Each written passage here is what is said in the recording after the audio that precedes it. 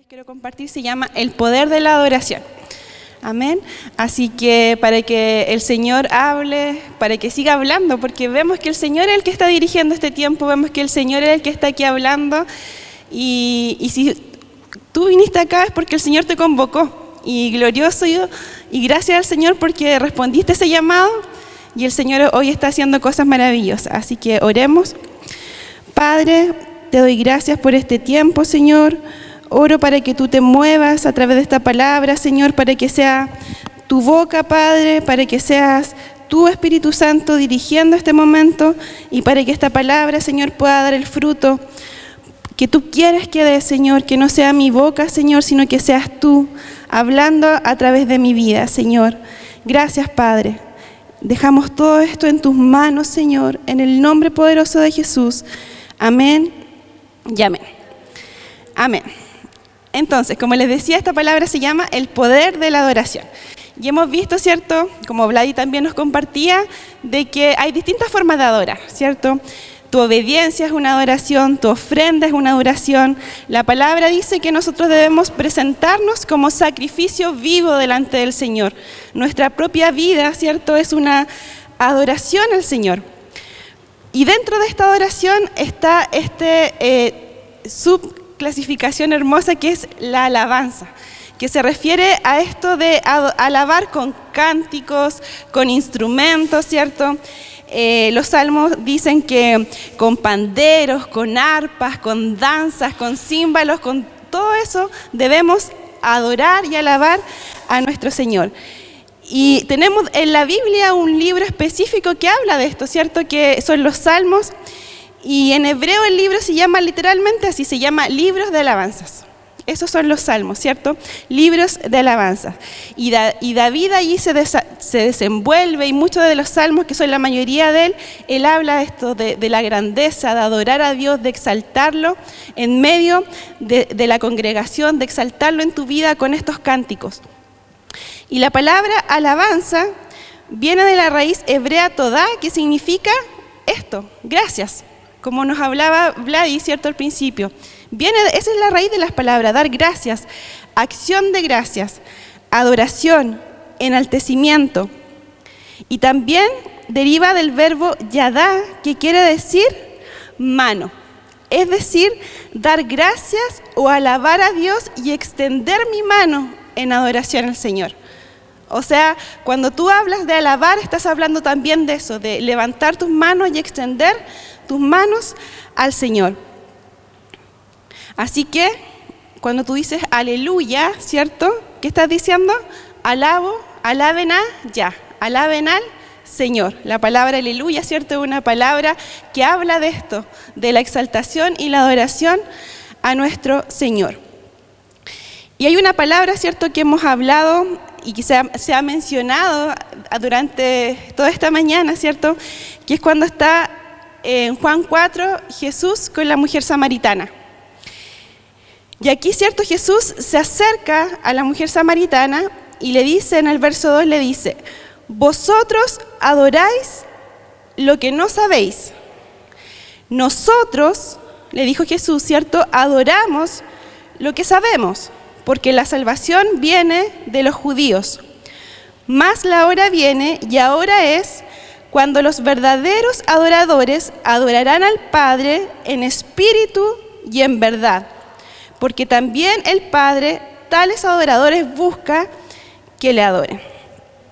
Entonces aquí, ¿cierto?, Jesús habla de esta palabra, de buscar estos adoradores que son en espíritu y en verdad. Y aquí hay una clave que el Señor menciona. Dice, vosotros adoráis a los que no sabéis, pero nosotros adoramos lo que sabemos. Y aquí, por tanto, la pregunta que nos sale de esto, ¿sabemos a quién adoramos? ¿Y cómo podemos adorar al Señor en espíritu y en verdad? Si sabemos a quién adoramos, si conocemos quién es nuestro Señor, podremos ser estos adoradores en espíritu y en verdad. ¿Lo sabemos? ¿Conocemos? ¿Sabemos quién es nuestro Señor? El que creó todo, el Rey del universo, el soberano, el proveedor, el Padre eterno, el príncipe de paz, el Rey de todas las cosas. Él es nuestro Dios. Y mientras tú más conozcas al Señor, mientras tú más lo conozcas en esta intimidad que hemos escuchado durante la mañana, más tú vas a poder ser ese adorador que adore en espíritu y en verdad. Amén. Y la palabra también habla que cuando tú entonas alabanzas al Señor, cuando tú adoras al Señor, también tienes que hacerlo con entendimiento, ¿cierto?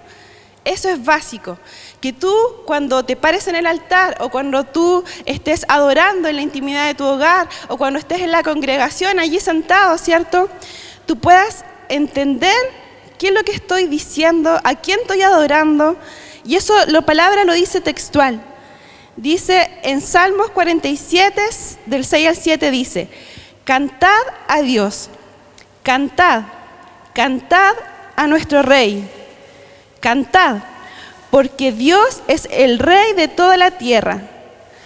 Cantad con inteligencia. O sea, saber en nuestra mente a quién estamos adorando, quién es nuestro Señor, porque si conocemos a nuestro Señor, si sabemos quién es, por tanto vamos a poder ser estos adoradores que adoran en espíritu y en verdad. La verdad de la palabra, ¿cierto? La verdad de la palabra. Por tanto, ¿cuánto más poderoso sería nuestra adoración, por ejemplo, en la congregación? Que de repente, ¿cierto? Uno como pastora está en una posición, de repente como discerniendo, Señor, ¿qué está pasando acá? Pucha, de repente uno ve que aquí están adorando y uno mira a la congregación y la congregación está como chuta, no pasa nada, ¿cierto? Entonces, ¿por qué? Porque muchas veces pasa esto, que no hay este entendimiento de lo que estamos cantando. Entonces de repente estamos cantando, no, voy a derribar a Goliat, pero la gente no está derribando a Goliat. No sé si me explico, porque no está cantando con entendimiento, sino que está cantando nomás. Entonces, y como consecuencia no está llegando a ser ese adorador que Jesús busca en espíritu y en verdad. Y tiene que ver con esta relación también, esta actitud de humildad, ¿cierto? Que nos compartía Vladi, de ser ese manso y humilde de corazón, ese espíritu quebrantado. Y de entender, por tanto, que nuestro Dios que adoramos, nuestro Dios soberano, nuestro Rey, ¿cuál puede ser nuestra actitud más que estar rendidos ante Él? En humildad frente al Señor. ¿Qué podemos enseñarle nosotros a Dios? ¿Qué podemos más que ofrecer que un corazón humilde y quebrantado delante de su presencia? Y cuando uno ve a un rey, por ejemplo, en la tierra, estos reyes terrenales, ¿qué hace la gente? Le hace la reverencia, ¿cierto? ¿Cuánto más nuestro rey? ¿Cuánto más nuestro Rey, que es un Rey perfecto? Es nuestro Padre, nuestro Dios creador. Y esa era la actitud, ¿cierto?, que se enlaza con lo que la pastora Emily decía de David. Esa actitud de humildad, que no le importaba lo que decía el resto, que no le importaba, ¿cierto?, lo que decía Mical, que no le importaba ser el rey y despojarse de eso para adorar al Señor. Y él lo dice, ¿cierto?, en 2 Samuel 6:21 dice: respondió David a Mical: delante de Yahvé, que me ha preferido a tu padre y a toda su casa, para constituirme caudillo de todo el pueblo, de Yahvé, de Israel, delante de Yahvé danzo yo, y me haré más vil todavía. Seré vil a tus ojos, pero seré honrado ante las criadas de las que tú hablas. Y Mical, hija de Saúl, no tuvo ya hijos hasta el día de su muerte, ¿cierto? Ella fue maldecida por eso que declaró. Pero ¿qué decía David? Delante de Yahvé yo me haré más vil, más pequeño, más rendido, porque delante de Yahvé, ¿qué podemos hacer más que rendirnos? Nada más que rendirnos. Entonces, Dios, ¿cierto? Porque la palabra se llama el poder de la adoración, recuerden eso. Nos ha dado, ¿cierto?, herramientas en el mundo espiritual. Conocemos muchas herramientas, ¿cierto? La oración, la sangre de Jesús, la armadura, ¿cierto?, que habla Efesios 6. Pero una importantísima que mueve el mundo espiritual, que se mueve, es la adoración y la alabanza. Cuando tú estás adorando, tú mueves el mundo espiritual. El cielo se manifiesta cuando tú estás en una posición de adoración frente al Señor. Por tanto, la adoración tiene beneficios miles. Podríamos, ¿cierto? Porque a lo largo de toda la palabra, desde Génesis hay adoración, ¿cierto? Cuando habla ahí, cuando Abraham, ¿cierto?, llevó a su hijo. Eso fue la primera vez que se enuncia adoración en la palabra, pero la palabra en sí es adoración. Tiene miles de beneficios, pero me voy a detener en unas pocas enumeradas que tengo acá, que son: una, por ejemplo, la alabanza trae consolación en los momentos difíciles. ¿O no les ha pasado a ustedes que han estado tristes, que han estado angustiados, que han tenido tal vez un mal día y han comenzado a alabar al Señor? ¿Y qué ha provocado eso? Consolación. ¿Quieres ser consolado? Alaba. Adora al Señor. La alabanza tiene un poder unificador de su pueblo, de su congregación. Y el Señor, ¿cierto?, se mueve en la unidad. Él se mueve en la congregación que está unida, que está en un espíritu. El Señor se mueve en ese lugar. La adoración establece la presencia del Señor. Establece la presencia de Dios. Dice la palabra en Salmos 22:3: pero tú eres santo, tú que habitas entre la alabanza de Israel. Y la NTV dice: sin embargo, tú eres santo, estás entronizado en la alabanza de Israel. Él se entroniza, su presencia se manifiesta en medio de la alabanza de Israel, en medio de la alabanza de su pueblo. Entonces, como hablaba Vladi en la mañana, ¿cierto? Si tú quieres que la presencia de Dios se manifieste en una reunión, ¿qué tenemos que hacer? Alabar, porque dice que Él se manifiesta y se entroniza en medio de la adoración de su pueblo. Y como consecuencia, cuando la presencia de Dios se manifiesta su gloria. Y es esa gloria, ¿cierto?, que estaba representada en el Antiguo Testamento por esa nube, ¿cierto?, de fuego, esa columna de fuego y esa nube, ¿cierto?, y también cuando se manifestó después en el tabernáculo de Moisés, cuando decía que la gloria de Dios se manifestaba cuando Moisés estaba allí. ¿Y Moisés qué estaba haciendo cuando estaba allí? Adorando al Señor. Cuando él adoraba al Señor, dice que la presencia, que la gloria del Señor llenaba el tabernáculo y se manifestaba, ¿cierto?, su Shekinah, que es su gloria, la gloria de Dios tangible. Y si tú quieres ver el Shekinah del Señor, la gloria del Señor, ¿qué tienes que hacer? Adorar, alabar, con este, ¿cierto?, corazón contrito y humillado, y ser ese adorador en espíritu y en verdad. También, cuando tú alabas, tú le das lugar al Señor para que Él pelee la batalla por ti. Y vemos en el Antiguo Testamento muchos ejemplos de cómo cuando el pueblo adoraba al Señor, ¿qué hacía Jehová? Peleaba por ellos. Peleaba la batalla. Y era, ¿qué es lo que era? victoria segura, porque el Señor siempre gana. El Señor siempre gana. Y aquí, ¿cierto? En 2 de Crónicas 20, quiero leerles rápidamente un ejemplo de esto, de cuando Josafat fue a la guerra contra los moabitas y el Señor peleó la batalla por ellos, porque voy a sacar algunos principios de acá. Voy a partir leyendo en el verso, para no leer tanto, en el verso 13. 2 de Crónicas 20, 13. Dice, y todo Judá estaba en pie delante de Jehová, con sus niños y sus mujeres y sus hijos. Y estaba allí Hasaliel, hijo de Zacarías, hijo de Benaía, hijo de Jaliel, hijo de Matanías, levita de los hijos de Josafat. ¿Qué es lo que era? Levita, ¿cierto? Levita.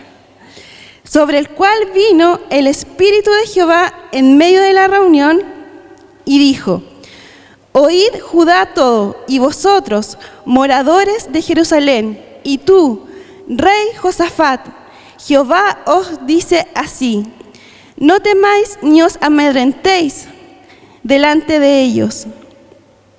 Espérenme que me perdí. Por esta multitud, ni por esta multitud que es tan grande, porque no es vuestra la guerra, sino de Dios.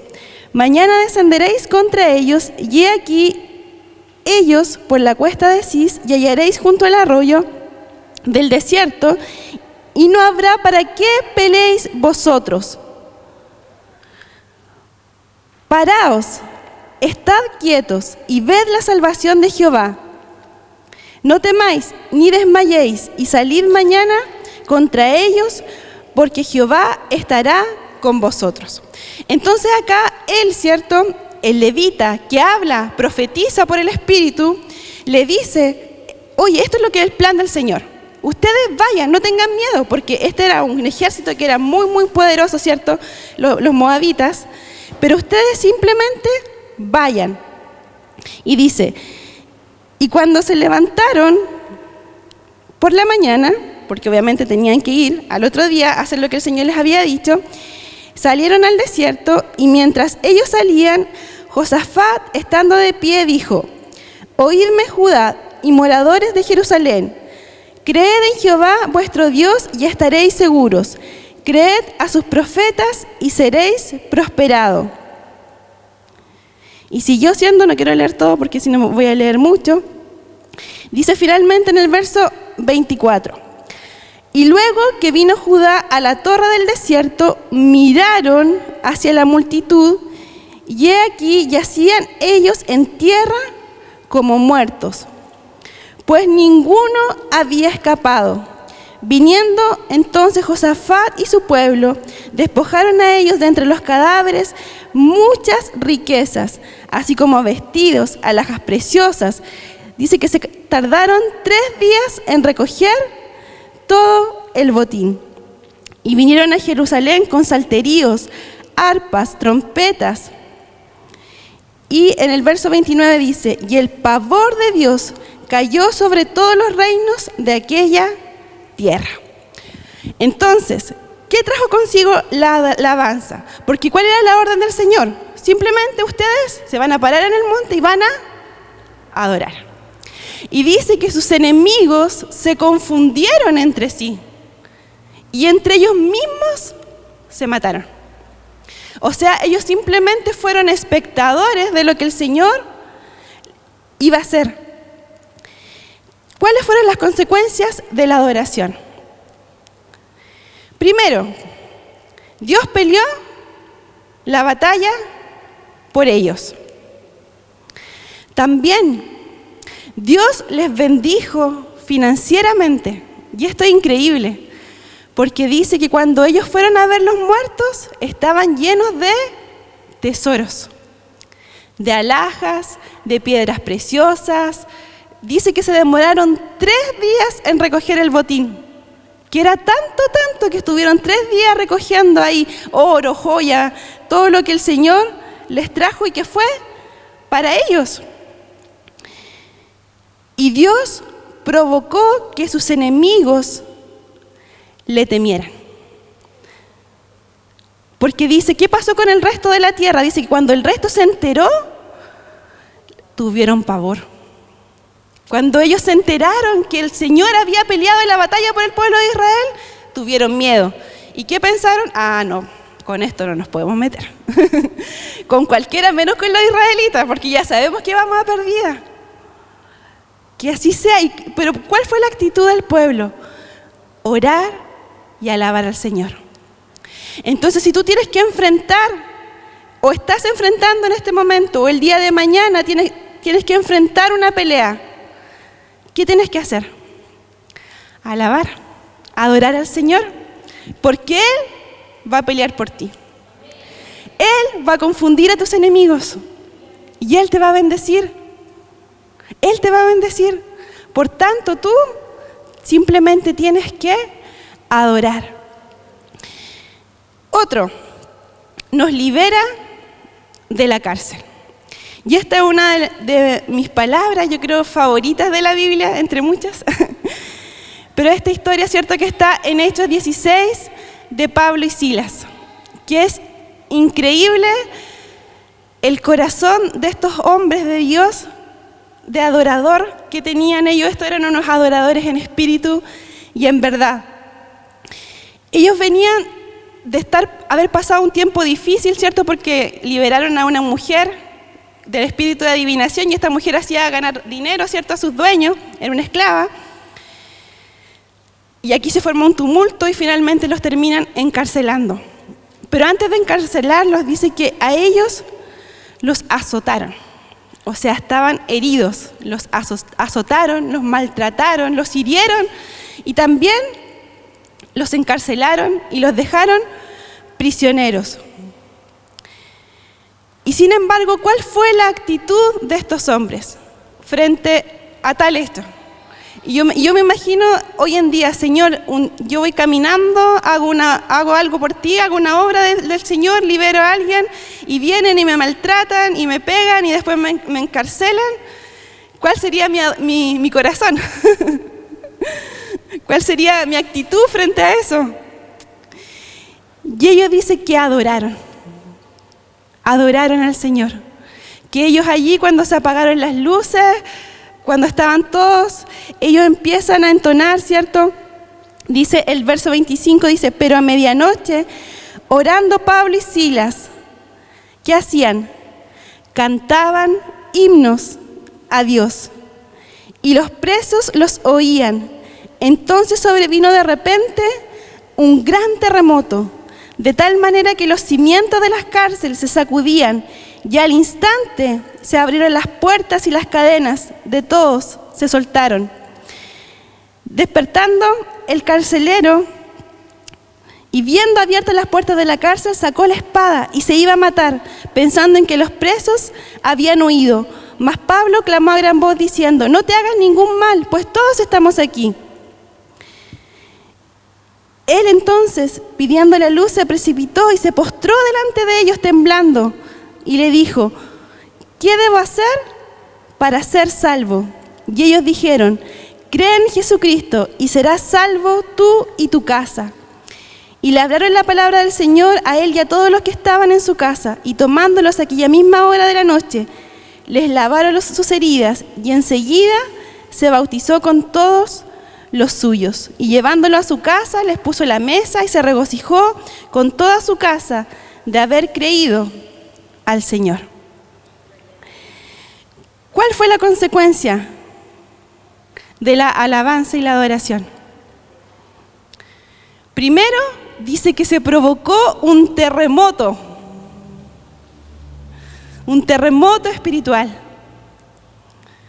Si tú quieres provocar un terremoto espiritual, canta himnos al Señor. Alaba al Señor en espíritu y en verdad.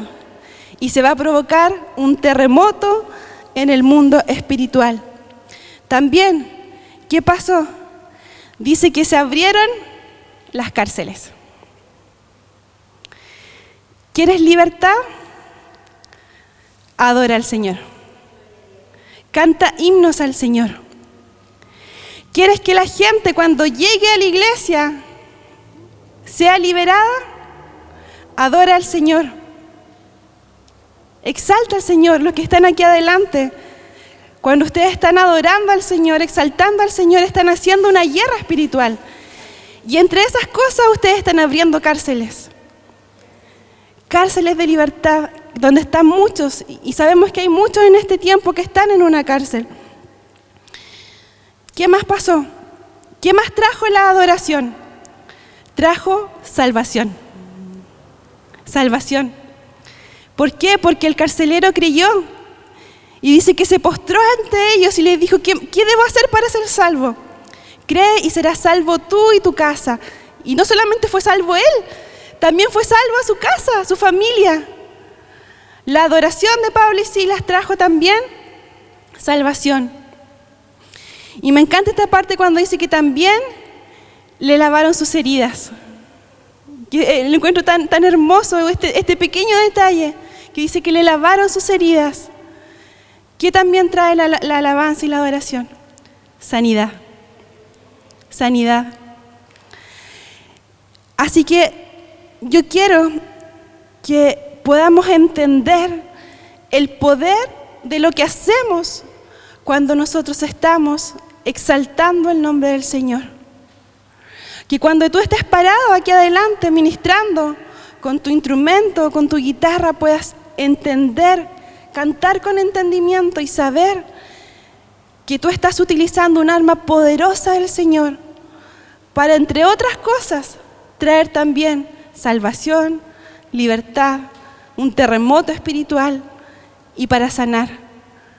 Porque como decía Vlade, es el Señor mismo trayendo eso a través de tu vida, a través de tu adoración y a través de ser este adorador que adora en espíritu y en verdad. Así que eso vamos a hacer ahora. Vamos a adorar. Vamos a adorar al Señor para que venga este terremoto, para que el Señor se manifieste, para que Él se entrone en medio de la alabanza de su pueblo. ¿Tienes algún problema? Adora. ¿Tienes que pelear una batalla mañana? Adora. ¿Tienes que salir de una cárcel? Adora. ¿Necesitas sanidad? Adora. Porque el Señor lo va a hacer. El Señor lo va a hacer. Y también quiero que podamos pedir perdón al Señor si cuando hemos estado acá o acá hemos hecho otra cosa y no adorar, sino que hemos estado cantando de la boca para afuera, o hemos estado allí a lo mejor en cuerpo, pero nuestro espíritu y nuestra mente en otras cosas, y hemos permitido que el enemigo nos robe ese tiempo tan precioso que el Señor quiere que tengamos cuando nos juntamos en congregación para entronizar su presencia y para levantar su nombre.